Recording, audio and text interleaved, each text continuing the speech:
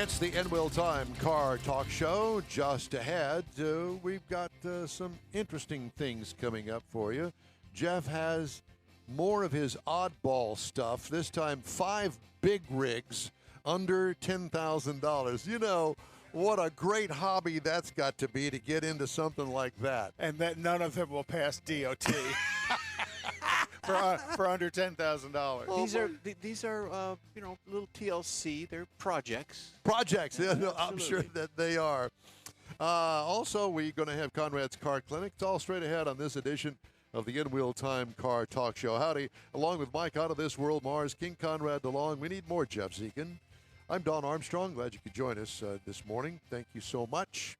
10 grand for a big rig. You know, I'm hooked on this show called what is it called? A 401 Rescue 401. Yeah. Oh my God. I can't get enough of that show. So these guys have these. It's remarkable what they do in the weather they do it. It's a show that is done up in Canada, mainly on the highway 401, and the weather is horrendous. And these great big rigs. This is a very, very, very busy interstate in Canada, and lots of traffic. And the weather turns south, and they have all these wrecks, especially the big rigs, and they have an entire troop of competitive record drivers. Oh, welcome to Houston. Yeah. But these are big rigs. These are the Super Duty, especially the rotators. I love the rotators, which is basically the boom off the back of the truck is not stationary. It can move 90 degrees. It's like a turret. 180 degrees, actually. like a tank like turret. a crane. Yeah. Well, it is a crane. It is. But these trucks are massive. You know, I've never actually looked to see how much they cost. Well over $1 million, I'm sure. Oh, I'm sure, Yeah. sure. You know, the odd thing about that too is when you watch what I'll call the operators, the drivers. These tend to be, my view, generally common men who are doing some extremely complex physics of moving that vehicle off of where it is. You know, the angles of the pole and stuff Down the to hills, make sure it doesn't go down the hill and drag the down. truck. Exactly. You know that's some pretty complex math in their head that they're trying to do as they're doing all of that. Great show. I love the show. They show how it's made. They actually about a year ago they did an episode of how they make one, and it takes over a year. Really? To build them. Yeah. Yeah. Well, I'll tell you what, they're massive. And what they can do, and especially a big rig operator that knows his stuff, wow, that's a talent. Oh, yeah. You know, when I was working for Stan, he had a cargo container, one of those steel boxes that come off a cargo ship. He was using it to store stuff behind one of the buildings. And he was going to sell the building, and we needed to move that big cargo container. Well, it had to be pulled out from the back of this particular building. And it was a narrow driveway. So this guy had to get that big rig in position to be able to lift it up on top of the asphalt driveway and slide it across without tearing up the driveway now. Oh, that's slide it across the driveway in a position where it could be pulled out on the driveway where the other big rig can load it up onto it. And it was truly amazing to watch how he was able to connect this thing, not only from the top, but from the bottom to be able to slide it from the bottom. I mean, there's so many different ways that you can hook the cables up and all the different cables that are on the thing. And using pulleys and, watching how much load, because that's the thing that interests me as well. Those guys are watching on some screen somewhere how much load is being put the capabilities on of the cables, cable. and they know what the weight draw is of their system. Okay. Yeah, great show. Well, we need to get them on. Yeah, we do. We should. Okay. Well, we got a special guest with us right now that has joined in the fray here on the In-Wheel Time Car Talk Show. And his name is Richard Rawlings, and you may be familiar with him. Discovery Channel's Fast and Loud, Gas Monkey Garage. Richard, good morning to you. What's up, guys? How's everybody doing? Well, we're doing fine. How are things up there in Dallas? I'm working on my second cup of coffee. I'm good to go. That's good. You too early for beer? Absolutely not. But My wife hasn't gone to work out yet, so. I got you. I got you. You ready for the Cowboys game this weekend? Yeah, I guess we get to see Tom Brady here for the weekend. It should be a good game. Well, we're all looking forward to it as well. But we got news just a short while ago that somebody is selling off 25 of his vehicles, and I'm not familiar with the vehicles that you're selling, but because it's you and Gas Monkey Garage and knowing what you do up there, I'm going, this guy's got to have himself a really nice collection. Well, we do. It's pretty diverse. It's about 28 vehicles, actually, is what it ended up being. And we've got motorcycles, early Fords, Mustangs, some pretty special one-owner type cars. It's a collection that I have curated over the last 15 years. And, what most people thought was, well, he's going to be selling all the cars he made. And it's like, no, as soon as I make a car, somebody buys it. They're gone. So there's actually not any cars in the collection that we actually made at Gas Monkey Garage. These are cars that tricked my trigger or it excited me over the years, and I just bought them and collected them. And now it's time to switcheroo and start over. So are there a lot of green cars? Because we know you have a passion for the green color on some of your cars. I think there's one or two, but there's not a lot. There's one green 68, one family-owned Mustang convertible in there, but there's a little bit of everything. I mean, if you can't find anything in this selection, then you're not really into it. So tell me about this Zimmer Quicksilver. I'm not familiar with it. The Zimmer Quicksilver is kind of like if Fiero and Corvette had a baby. And it's just it's a weird thing. It's a car that a guy believed he was going to make a whole bunch of and revolutionize car industry, as many before him had. And it's only got 400 original miles on it, so it's basically a brand new car. And we bought it back, I don't know, a few years ago during a Make-A-Wish thing with a young gentleman out in Arizona. And so it's a pretty neat car. I like the way it looks. It's just that it's a Fiero, so you're very torn as to how you feel about it. Yeah, and I assume that does it have a 4-cylinder engine in it, or have you hopped it up? Nope, it's all original 4-cylinder. Got it. Yeah. Have you got any? You also have an Olds 442 for sale, I noticed. That's a pretty neat resto rod, and it's really, really hyped up 455 with aluminum heads and a 6-speed manual and a really trick rear end. Beautiful car, shows well, drives well. It's really fast. It's a fun car to drive. Are you going to have any regrets of selling off the personal vehicles? Any remorse after you sell them? No, because I'm already starting to collect my new collection. So I'm already I'm really into right now 60s and 70s. High performance cars, whether Porsche, Ferrari, Mercedes, Lambos, whatever from that era. And then I'm really wanting to dive deep into the 80s and 90s forgotten hot rods. Those were tumultuous times for the car industry, and they weren't putting out a lot of cars with a lot of horsepower, and it was, all plastic bumpered cars and things that aren't lasting as long as the older stuff did.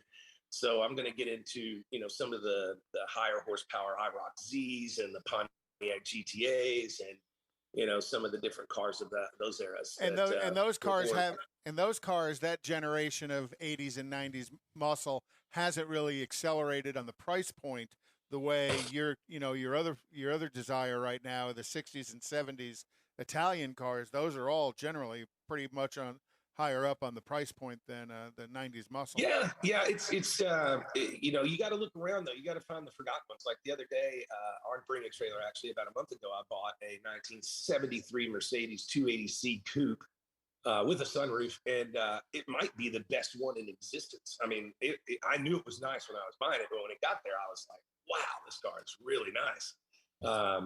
So we're going to be collecting some of those off the wall type stuff because you said it yourself. Some of this stuff is getting unbearably expensive. Oh, yeah. And you have, watching what you have for sale and listening to you, you like an eclectic car.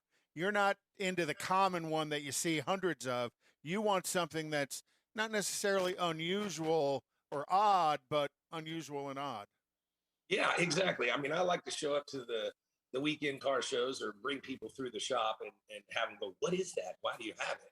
Well, let me tell you, this car snuck out of the factory with 420 horsepower and blah, blah, blah, or what have you. So I do like, I don't want to be the guy in the long row of 911s. That's not me. And I was watching the other day the story of the young gentleman that you had bid for the Quicksilver at that auction. That was a great story. The Make-A-Wish Foundation, I think you said it was Make-A-Wish, and Yes. you got together to let this young gentleman buy a car at auction, and he's the one, I believe, selected the Quicksilver and did all the bidding on it. Is that correct? He did. So that was a fun activity to be involved in. And we try to do a lot of giving back as much as we can here at Gas Monkey. We've got Gas Monkey Foundation. We do quite a bit of good work with that. So how's the cars going to be auctioned off? Is it all online or is it going to be in person? How are you going to do this? Everything is on Bring a Trailer. I partnered with Bring a Trailer to do it. And this is something new for them and something that I kind of came up with. And so it's just like a normal Bring a Trailer auction where they go on and they stay on for 7 days. But in this instance, it's not just one car. It's all 29 items or 28 items. And they're going to all end on the same day, next Wednesday, the 14th. So they're live right now. People are bidding on them. There's spirited activity already. And then next Wednesday, starting at around noon, they'll start falling about 10 minutes after each other until they're all gone.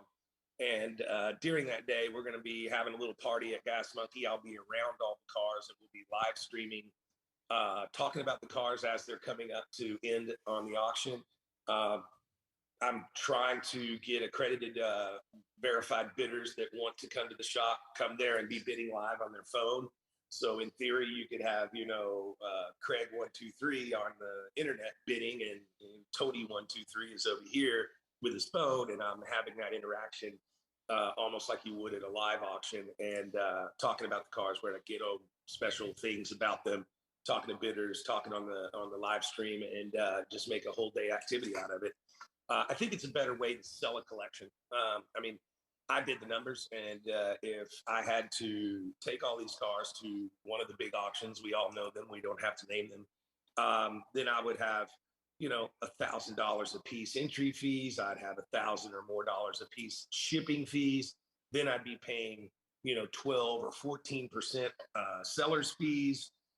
So to sell the same amount of cars might cost me $200,000 or $300,000, where as doing it with Bring a Trailer, they're in my possession. They don't leave. There's no risk to the cars or anything else, and it might cost me $50,000 or $60,000. So it's a much better way to sell a single car or a collection. So would you say if you had what you would call a feature car of your collection, would it be the Gene Winfield Roadster? Absolutely. The King T is something that I really didn't want to get rid of, but if I'm selling, I decided I needed to sell most of everything I have. So I think that's one of the last really cool, iconic 60s hot rods that is still out there for sale. There's, most of them have been snatched up and they'll never come out of the collections. So that's a neat car and it drives exceptionally well. What made you decide to sell these cars at no reserve, Richard? Well, being who I am and what have you, we talked internally with my team, and you're going to get backlash no matter what because of the negative nillies out there with their keyboards. But to me, I just said, you know what? If I'm out there touting my collaboration with Bring a Trailer, and I believe in their market as I do, and I believe in my cars as I do, there's no reason for me to put a reserve on them. They're going to do what I believe they'll do. And, so there's a few that are straggling right now. They'll probably get some gusto, closer to the end of the auction. Most of them are doing very well. And, we'll do the tail of the tape. That's what's really cool too, is because of the show and also what we do on YouTube, most people know what I have in these cars or can go find it on the net. So we're going to put a tail of the tape up there, and I'm going to show everybody the math when it's over with and let everybody see, how long I had them, what I put into them, and what I got out of them. So there'll be a few that'll probably lose. I guess in the car industry we call that averaging out. Yeah. Well, and you've got a '93 Toyota Supra as well, which is highly desirable in that market because that was such a cool little car. It's a good-looking car. And you don't see very many of them pop up for sale very often. Is that car modified or is that bone stock? That car is bone stock, and it's a really, really nice car. That one is actually one of only two that are being auctioned off that are not owned by myself. Those are on dealer consignment. Okay. And so I'm pretty excited there. But I actually bought the Toyota Supra last weekend at the Worldwide sale up in Auburn, Indiana. Right-hand drive, silver black interior, '94 model that's just arrived at the shop. So we put one of those into the new collection, so to speak. So selling off the old one to fund buying a new collection, just kind of rotating your cars in and out. That's what it's about. I mean, it's part of the fun. I'm going to miss some of them, but at the end of the day, I'll get to go out and purchase some more. Richard, do you have a daily driver?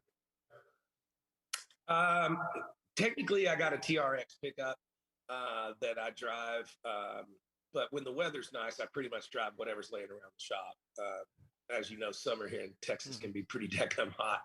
So we need a car with a good air conditioner. But once October comes, I'll probably just drive whatever. I want to say it. Get you some of that.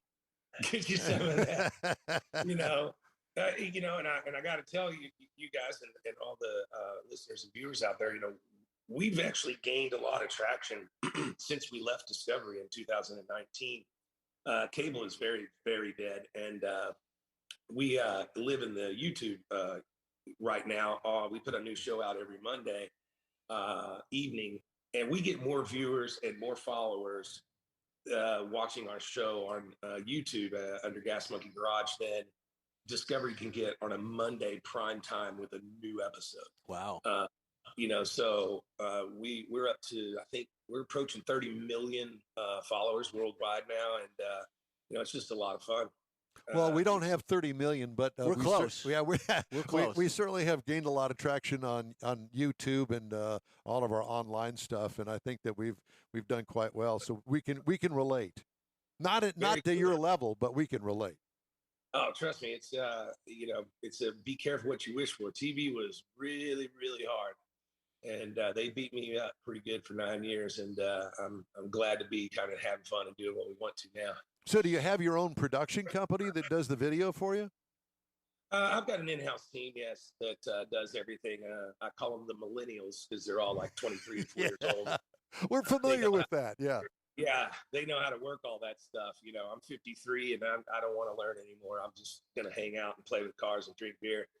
There you go. Well, Richard, it's great to talk to you and have you on the show again. I don't know whether many years ago we had you on at an auction that was up at Lake Conroe. I don't know whether you remember that or not, but had good times then. And best of luck to you today and this coming weeks as you approach your actual auction deadline here. So best of luck, man. Good to talk to you. Good to see you.